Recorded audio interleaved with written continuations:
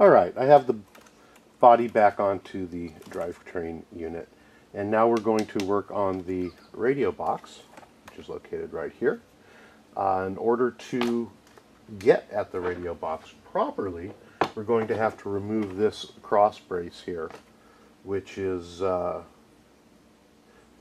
4 screws in it. So let's go ahead and remove that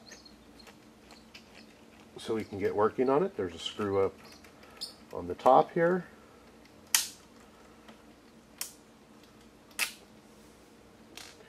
And a screw on the bottom on both sides. So we'll take those off. Let me get the other side done, and we'll be right back. Alright, we've got our brace removed, so now we can go ahead and start to open up the box and get ready to install everything. I think at this time, because we're going to be opening up the box for the receiver and doing some wiring and straightening up all the wires, I think I'm going to install my lighting at this point. We went ahead and got the lighting systems from Axial, and we have the 2 units for the rear, which are the red, and then we have the 4-unit string, which is for the 4 front lights, as well as their little controller. So I think we're going to go ahead and install these as well, as long as we have the box open and we're tidying wires up. So let's get started on this. So the first thing I've done to my lights is to check them out. At this point I want to reserve my auxiliary for another item that I may add later, so I'm just going to keep my lights always on. So I'm going to plug that into the battery telemetry area so that they are always on, and I've checked and they are all working. We have 2 red ones for the rear and 4 white ones for the front. So let me do a little bit more prep here, and we're going to go ahead and install the lighting and route the wires. First part of installing the lighting here is going to be to place the LED inside of the lighting canister. And we're going to take off the little holder that we put on earlier.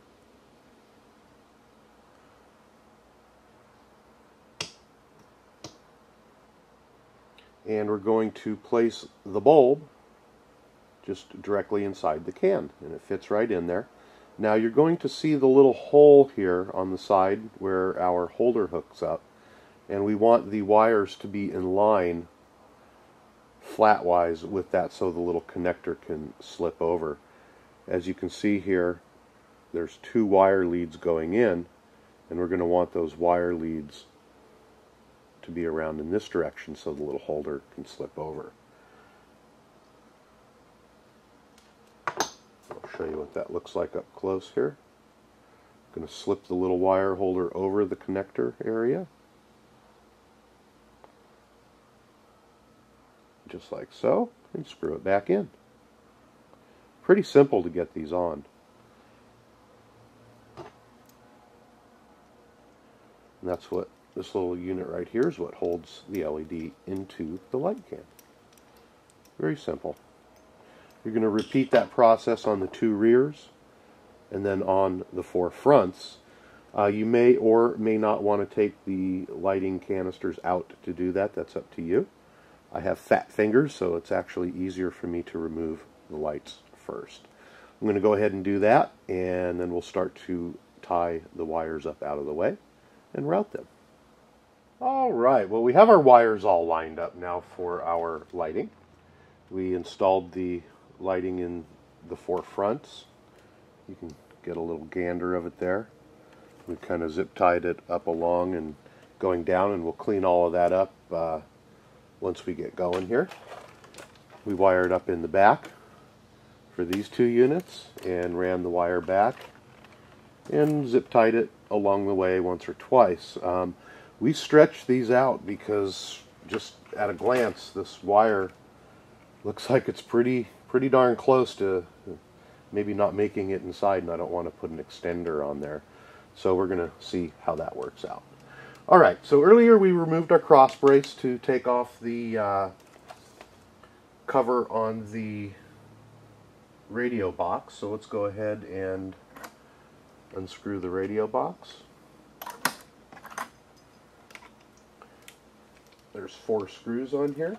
If you remember, there's 2 in the front, and then these 2 here. So let's go ahead and undo those. A lot of people like to pad the inside of their radio box with some foam rubber. Feel free to do that if you would like. Some people tape the ESC down to the bottom of the holder. Feel free to do that. It's yours. You can do whatever you would like. Basically, I just like to put everything in there and stuff some foam in so it doesn't rattle around. I tend to go in and out of my radio boxes quite often, and I don't want to be trying to undo sticky tape and whatnot to get my project going. So don't forget that we do have a watertight area here. So anything that we do put in the box, woo, that's going to be tight. Anything that we do put in the box is going to have to come out. Anything that is out of the box going in is going to have to go in through that lid. Also, we need to be aware and be careful of the little gasket grommet that is down there. Let me see if I can prop this up a little bit, make it easier to see.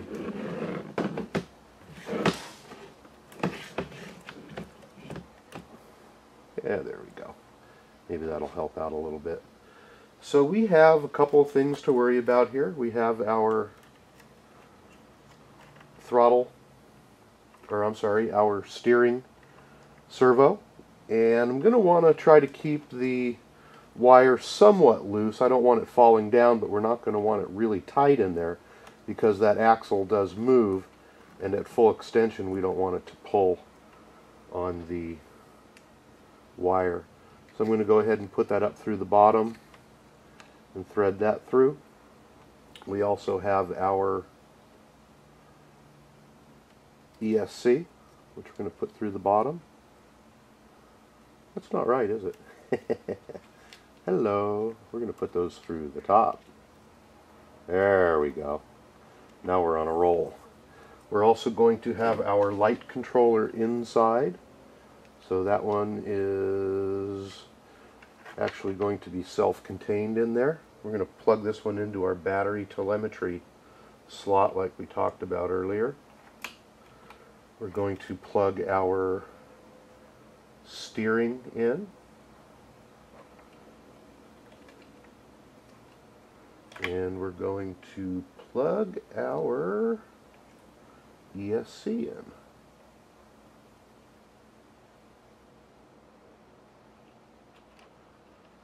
That leaves my open auxiliary channel for another project that we may add later on. Alright, there's going to be a lot of wire stuffing going on in here.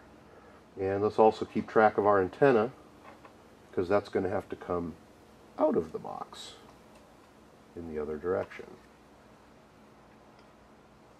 So we'll do that. Okay. Lighting switches have to go in through the box. And there's our rear, and there's our front. Starting to get a little cramped in there. Okay, so let's plug in our front lights, plug in our rear lights, and that should be everything plugged in. Sure looks like a mess, doesn't it? We'll get that cleaned up in just a moment. Just like we're always doing here before we lock everything up, we're going to test it out. So we'll turn on my radio, let it boot up, reach in and turn on the switch. Whoop, actually, let's plug in our battery, which I have down below here, as you can see. Reach in and turn on the switch. Lift it off the ground because we're still not completely secure with it. Okay, so now we have 4 front lights, 2 rear lights. We have our steering. We have forward and reverse. Okay, let's go ahead and turn the switch back off. Turn our radio off, unplug our battery. Let's get the electronics tied up here. It's basically, you can do it many different ways. You can use zip ties and try to tighten everything up. You can use some different connectors and shorten your wires if you would like. It just depends on what all is going to end up fitting in here or not fitting in here. As you can see, my little gasket fell off and I'm adjusting that. So I'm just going to start by just kind of taking some of the like-sized wires and stuffing them in here. I'm going to stuff them down beside my radio box just to save some space. You can use one of your Allen wrenches. Just be sure that you don't poke a wire. Just be very, very gentle. Don't use a real small one. But I'm just going to use that to poke some of my wires down to save some space. We do have a lot of stuff that's got to be crammed in. We've got all of our wires somewhat situated in there, and we're able to get it closed with the gasket in place. There's just a lot of wires in there. The next thing you're going to want to do is make sure that your wires are clean and there's not wires hanging all over the place. You do want a little bit of extra wire for your steering servo so it doesn't. Now that I have all this lined up, what you want to do is lay your wires down flat across the lip of the box, and you want to make sure that none of them are laying up on their side so that they can get cut from the pressure.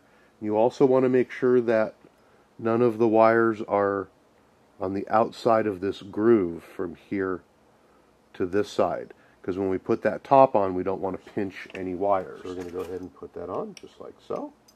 And there's our antenna wire, which you're going to want to thread up and through the antenna hole and put your little antenna on there.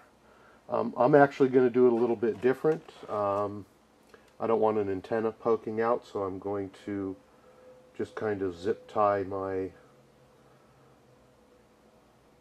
antenna wire across the front here. We don't really have a lot of range that we're dealing with on these, so it's really not a necessity for them to be all the way up in the air unless you are losing range. But that's your decision. So now we have everything done. I'm going to go ahead and tighten up this wire here, and I'm also going to reroute this wire so that it's not rubbing against my shock. I may probably run it up through here rather than around the side. I guess I just wasn't looking. So that's it as far as getting the electronics tied up in here. Just make sure it's all nice and clean. You're going to want to go back around and make sure that anywhere that there's any slack wires that you zip tie them together or they're up out of the way so that they won't eventually fall down and get into the drivetrain anywhere. You do want to be really careful about that, making sure it's all clean. No wires are going to be rubbing. That's very, very important. So let's get this thing cleaned up and we're going to go out for a drive. It's about time. Going to put our hood back on and make a few adjustments and go drive the damn thing.